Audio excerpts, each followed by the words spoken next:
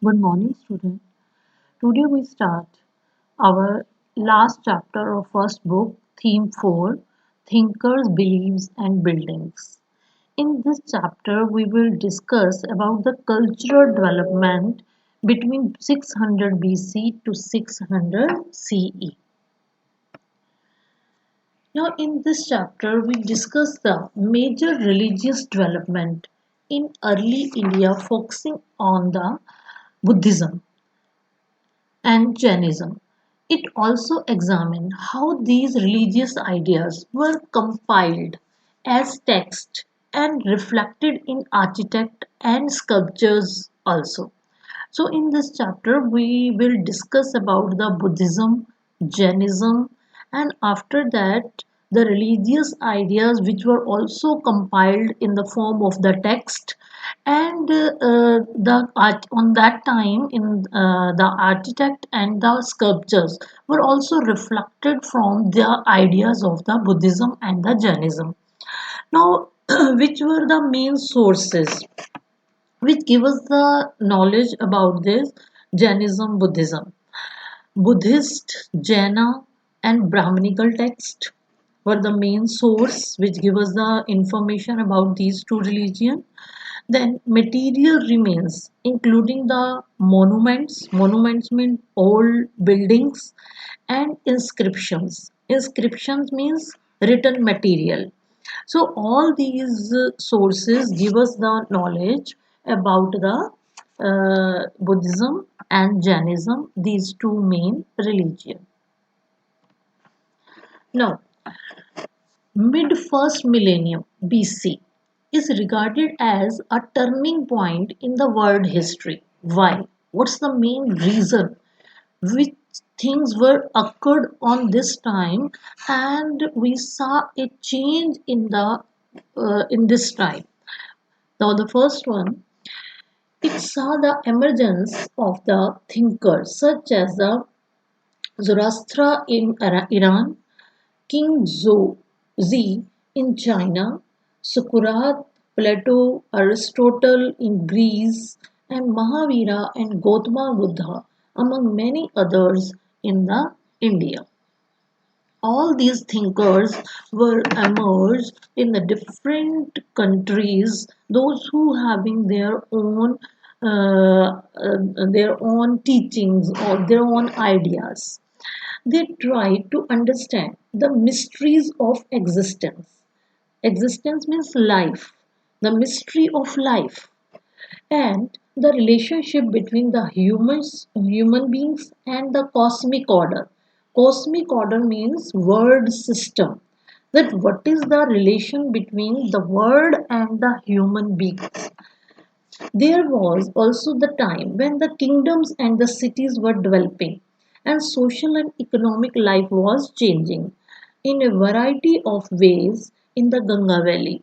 In chapter 2, we already discussed that Janpadas and the Mahajanpadas were developed on that time, which also changed the social and economic life of the people. Then these thinkers, which I am telling you in the first point, these thinkers attempted to understand this development as well. Now, the sacrificial tradition, the Rig Veda, was compiled between 1500 and 1000 BC and consists of hymns. Hymns means shlok in praise of variety of deities. Deities means goddesses, especially like as the Agni, Indra, Som. These hymns were chanted when the sacrifices were performed and people prayed for cattle, sons, good health, long life, and the other things. Sacrifices were performed collectively. Many people they were sit together and perform these sacrifices. Sacrifices bali dena. Later, 1000 BC to 500 BC onward, some were performed by the heads of the household for well-being of the domestic unit. Domestic unit means it means that all the relatives they will sit together and perform these sacrifices for the welfare of their house. Then more elaborate sacrifices such as the Rajasuya and the Ashwamedha were performed by chiefs and kings who on that time depended on the Brahmins, priest, to conduct the rituals. Like as the in Ramayana, Lord Rama performed the Ashwamedha Yag. So on that time, only the chiefs or the big king they were performed these type of the sacrifices. Now the new questions. Many ideas found in the Upanishads shows that people were curious about the meaning of life, that what is the life, the possibility of life after the death or rebirth, that there was a life after the death or there was a rebirth. So was rebirth due to the past actions? So all these new questions on that time came in the mind of the people. Such issues were hotly debated. Thinkers were concerned with understanding the expressing the nature of the ultimate reality. Ultimate reality means death. Others outside the Vedic tradition asked whether or not there even was a single ultimate reality. People also began speculating. Speculating means अटकलें लगाना या without evidence on the significance means importance of sacrificial tradition. So on that time the people they were speculating on the significance of the sacrificial tradition. Now debates and discussion, Kutar Shalas, we get a glimpse of lively discussion that what took place between the teachers and these of the schools of thoughts.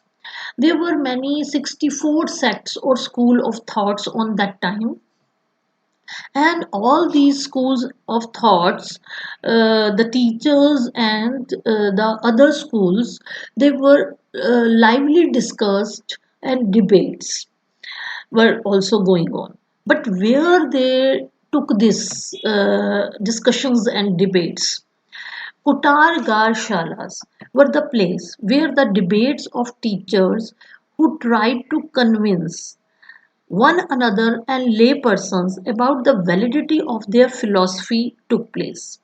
So they that was the place. Kutar Shala literally means a hut with a pointed roof or a in grooves where traveling mendicants halted.